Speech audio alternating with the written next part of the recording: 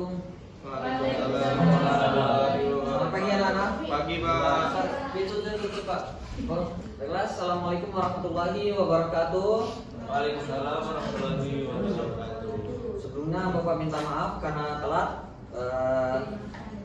Baiklah, sebelum memulai pembelajaran pada hari ini, ada baiknya kita berdoa terlebih dahulu kepada saudara Abdur dalam pimpin doanya. Berdoa mulai.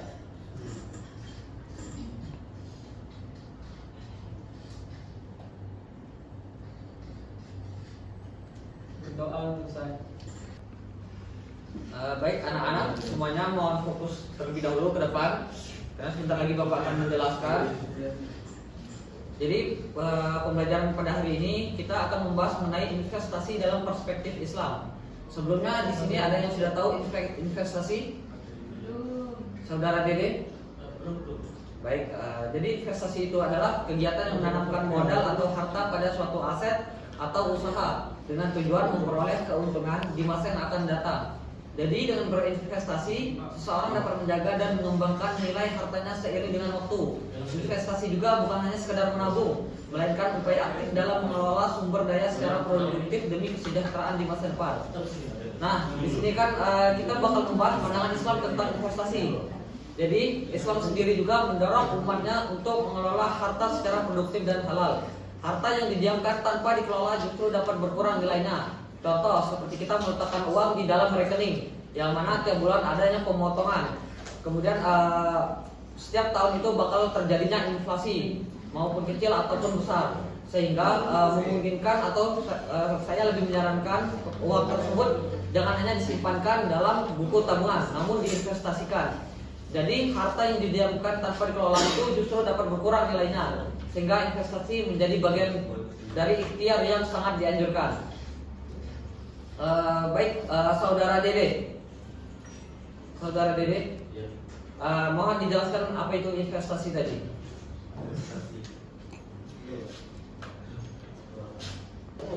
Baik, investasi tadi adalah kegiatan menempatkan dana atau aset saat ini ketika harapan memperoleh keuntungan di masa depan.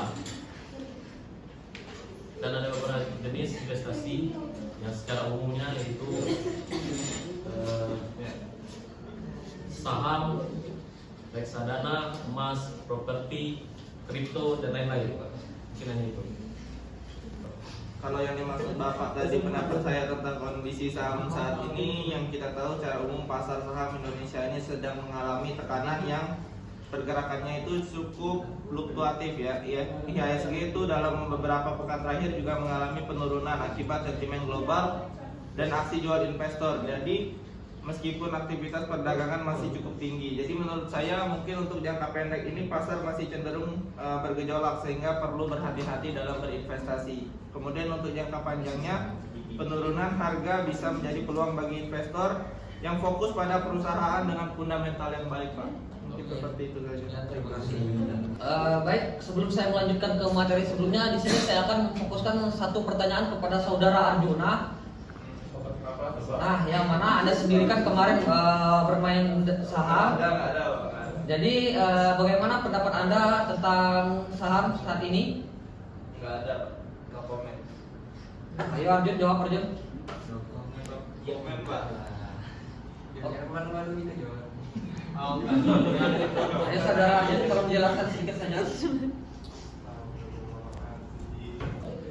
Oke, seperti yang disebutkan kepada saudara Dede tadi, investasi itu bisa kita berinvestasi bisa seperti di saham, emas, atau apa tadi Dede yang terakhir? Kripto. Ya, kripto untuk saat ini kejelasannya itu masih dalam status abu-abu, sehingga halal haramnya belum dapat dipastikan, namun lebih mengarah ke haram. Jadi di sini investasi menjadi bagian dari ikhtiar yang sangat dianjurkan. Seperti yang pertama yaitu adalah pengelolaan harta secara produktif dan bertanggung jawab. Kemudian keseimbangan antara keuntungan pribadi dan tanggung jawab sosial. Kemudian larangan investasi yang merugikan, mengeksploitasi atau tidak adil. Dan yang terakhir, harta harus memberikan manfaat bagi diri sendiri dan masyarakat luas.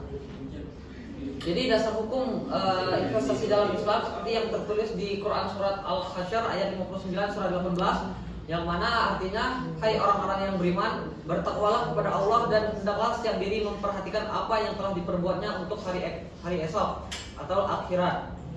Kemudian investasi juga sebagai bentuk ikhtiar atau usaha sungguh-sungguh dalam mengelola harta yang diamanahkan oleh Allah Subhanahu wa taala. Kemudian harta adalah amanah yang wajib dikelola secara produktif, halal dan bertanggung jawab. Kemudian syariah yaitu adalah sebuah lembaga keislaman yang mengatur transaksi syariah adalah mengatur transaksi keuangan yang agar adil, transparan dan memberi manfaat bagi semua pihak. Jadi di sini tujuan dari investasi itu sendiri yaitu adalah investasi memiliki berbagai tujuan penting dalam kehidupan finansial seorang muslim.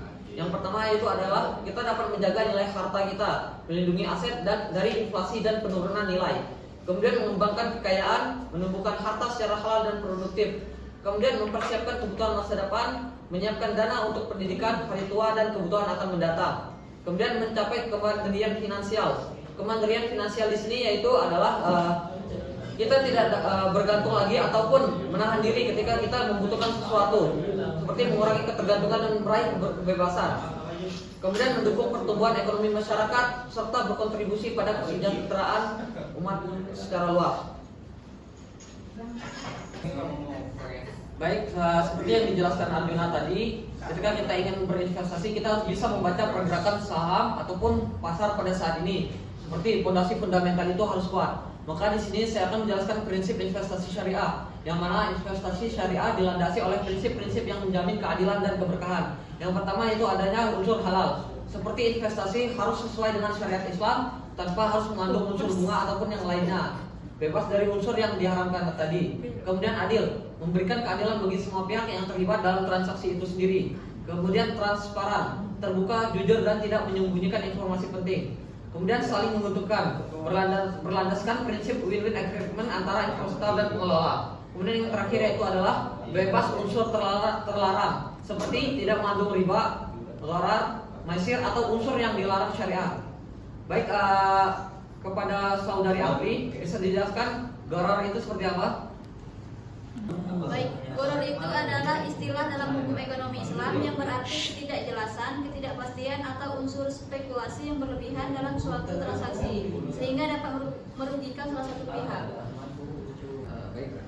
Jadi dalam investasi syariah itu sendiri ada larangan, yang mana dalam larangan tersebut seperti terdapat beberapa hal yang dilarang. Yang pertama yaitu adalah riba, tambahan atau bunga yang dalam setiap transaksi keuangan, contoh bunga pinjaman bank konvensional. Kemudian gharar, ketidakjelasan dan spekulasi berlebihan dalam akad, contoh kontrak yang tidak jelas objek atau harganya. Kemudian maisir, ada unsur judi atau taruhan dalam transaksi, contoh investasi berbasis untung-untungan tanpa dasar nyata. Seperti jika dalam saham tersebut ada yang namanya lot itu seperti tiket perbagian. Nah, jika dalam lot tersebut ada keterangan nama sahamnya, tetapi dalam PT tersebut tidak ada, maka dapat kita nyatakan haram. Kemudian konsep bagi hasil dalam saham itu sendiri seperti bagi hasil adalah sistem pembagian keuntungan antara investor dan pengelola berdasarkan kesepakatan yang adil dan transparan. Jadi keuntungan dibagi sesuai nisbah rasio yang telah disepakati di awal akad. Yang pertama yaitu ada akad mudharabah, kemudian yakni investor menyediakan modal, pengelola menjalankan usaha, kemudian keuntungan dibagi sesuai nisbah. Yang kedua ada akad musyawarah. Kedua pihak berkontribusi modal dan keuntungan atau kerugian ditanggung bersama. Kemudian yang terakhir adalah menjaga keseimbangan resiko dan hasil antara investor dan pengelola secara adil dan berkah. Jadi di setiap hal itu ada yang namanya resiko. Di investasi sendiri, resiko itu terdapat resiko yang sangat ekstrim seperti terjadi pada pasar saham saat ini. Jadi semua investasi yang mengandung risiko perlu kita pahami secara baik dan kita pelajari sebelum mengambil keputusan tersebut. Yang pertama di sini saya akan menjelaskan risiko pasar. Fluktuasi nilai aset akibat perubahan kondisi pasar. Seperti pada saat ini contoh terjadinya perang antara Iran dan Amerika sehingga menyebabkan harga saham pasar itu sendiri tidak stabil. Kemudian kita harus juga memahami produk tersebut. Seperti produk tersebut asal-muasalnya dari mana ataupun investor awalnya itu siapa. Seperti pelajari instrumen investasi secara mendalam sebelum berinvestasi. Kemudian profil dari risiko tersebut adalah kita harus menyesuaikan pilihan investasi dengan kemampuan dan toleransi risiko kita sendiri. Dan yang terakhir yaitu adalah prinsip kehati-hatian. Dalam Islam, kehati-hatian atau ihtiyat adalah bagian dari amanah dan dalam mengelola harta tersebut. Jangan tergiur dengan keuntungan besar tanpa memahami risikonya ataupun mempelajari grafik dari pasar saham itu sendiri. Jadi investasi yang bijak adalah investasi yang terencana dan sesuai syariat. Baiklah, tadi saya sudah menjelaskan investasi terutama fokus di bidang saham. Selanjutnya saya akan membahas investasi di bidang emas. Emas merupakan salah satu instrumen investasi yang paling stabil dan liquid. Dalam perspektif syariah, emas diperbolehkan sebagai alat investasi selama memenuhi prinsip-prinsip yang ditetapkan. Jadi di sini instrumen stabil yang dimaksud adalah nilai emas bertahan bahkan meningkat dalam jangka panjang. Kemudian kegunaan dalam syariah, emas fisik, batangan atau koin lebih dianjurkan daripada emas kertas.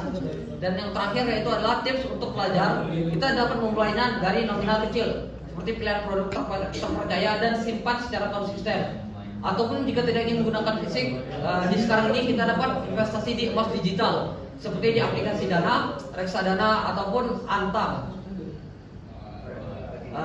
Baik, kepada saudara Radit, harap suaranya diam. Jadi tabungan dan selanjutnya yaitu adalah tabungan dan deposito syariah itu sendiri. Tabungan dan deposito syariah menggunakan akad yang sesuai syariat Islam. Kemudian di sini ada akad wadiah, yang mana titipan yang dijaga dan dapat diambil kapan saja. Kemudian akad mudharabah bagi hasil antara nasabah dan bank syariah. Dan yang ketiga ada tidak menggunakan sistem bunga riba dalam bentuk apapun. Yang keempat ada produk bank syariah diawasi oleh Dewan Pengawas Syariah DPS. Dan yang terakhir yaitu memberikan ketenangan karena sesuai prinsip halal. Baik, sebelumnya saya akan bertanya kembali kepada saudara Radit. Tabungan dan Baik, suku atau obligasi syariah merupakan bukti kepemilikan bersama atau suatu aset atau proyek yang mendasarinya atau bukan hutang, dan keuntungan yang diberikan berupa bagi hasil, margin atau biaya sewa.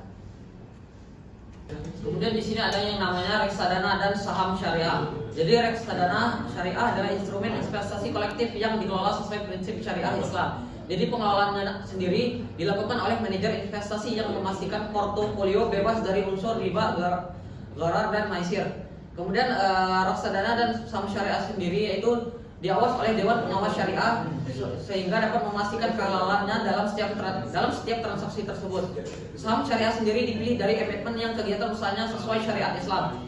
Kemudian potensi keuntungan melalui dividen dan kenaikan nilai aset seperti capital gain. Dan yang terakhir yaitu adalah risiko fluktuasi pasar tetap ada dan perlu dipahami investor.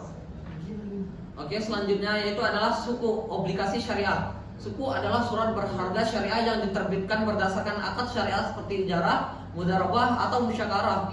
Berbeda dengan obligasi konvensional yang berbasis bunga riba, suku memberikan imbal hasil berdasarkan bagi hasil atau sewa aset yang mendasarinya.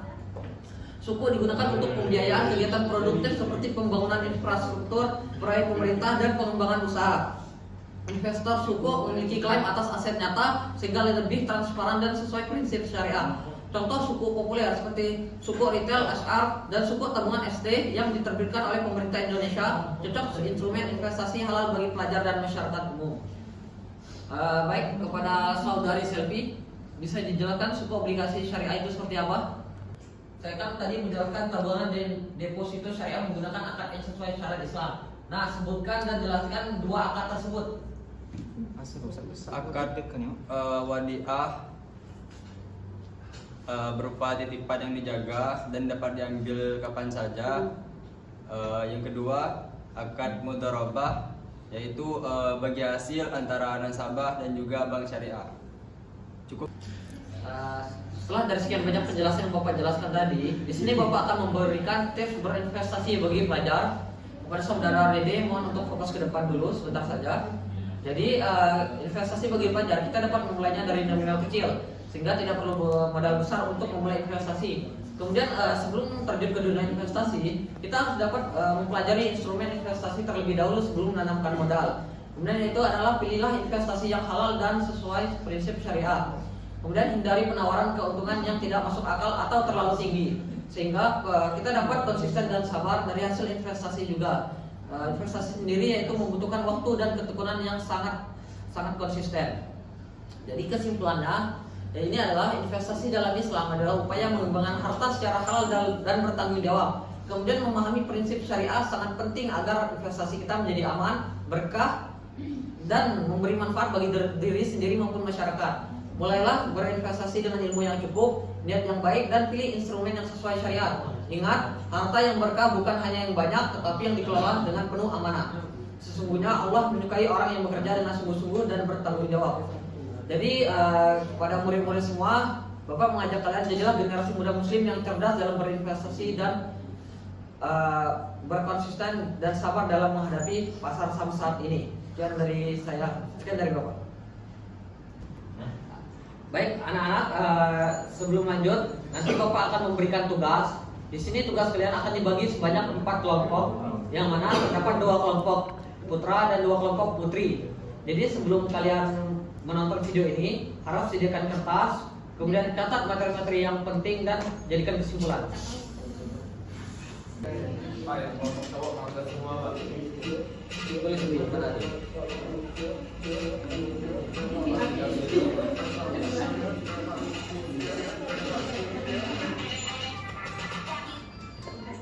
Assalamualaikum warahmatullahi wabarakatuh. Apa kabar semuanya? Alhamdulillah baik. Semoga kita semua selalu dalam lindungan Allah Subhanahu wa taala. Amin. Nah, sebelum kita membahas tentang kebijakan investasi dalam Islam, kita harus tahu apa sih itu investasi. Ada yang tahu, tolong simak ya teman-teman. Nah, investasi adalah penanaman uang atau modal dalam suatu perusahaan atau proyek untuk tujuan memperoleh keuntungan, meskipun terkadang rugi karena investasi merupakan jenis kegiatan yang tidak pasti. Nah, dapat kita pahami nih, investasi merupakan kegiatan yang bertujuan untuk mengembangkan harta pada saat sekarang untuk memperoleh jumlah keuntungan di masa yang akan datang. Setelah kita mengetahui apa itu investasi, sekarang kita harus mengetahui hukum investasi dalam Islam. Apakah halal?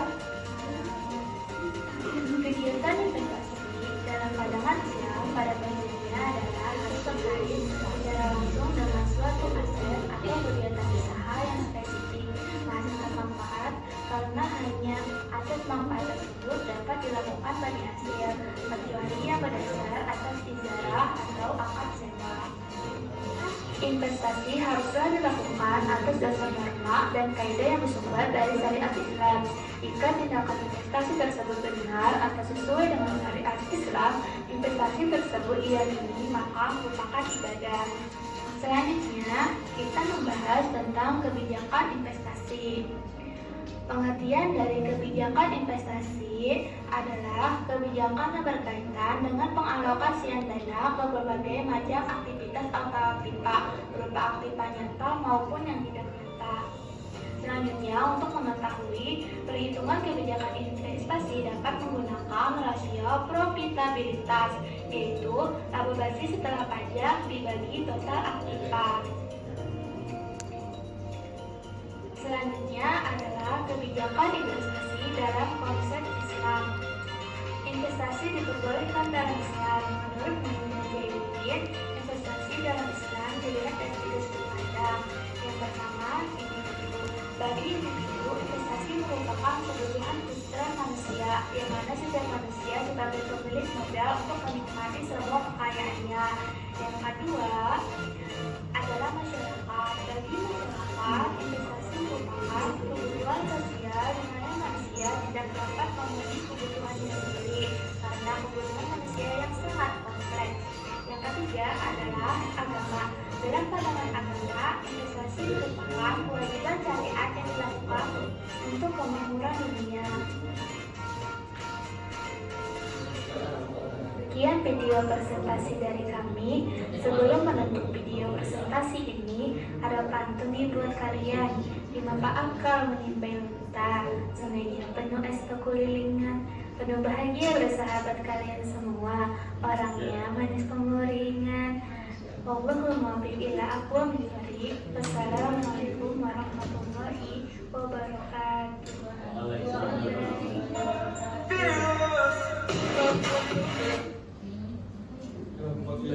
Seperti dari yang sudah kita tonton tadi, di sini Bapak ingin memberi tugas. Yang pertama pada kelompok 1 yaitu menjelaskan makna dari saham. Kemudian untuk kelompok 2 apa itu obligasi. Kemudian kelompok 3 yaitu reksadana, dan yang keempat adalah properti. Itu saja. Yang investasi obligasi, surat utang yang diterbitkan oleh pemerintah atau perusahaan. Nah, di situ investor akan menerima pembayaran bunga secara berkala dan pokok utang dikembalikan saat jatuh tempo. Cocok untuk pendapatan stabil. Baiklah, kami dari kelompok 1 akan menjelaskan tentang saham. Nah, saham adalah bukti kepemilikan suatu perusahaan. Nah, keuntungan diperoleh dari kenaikan harga dan dividen. Memiliki potensi keuntungan tinggi, namun resikonya juga besar. Mungkin itu saja dari saya.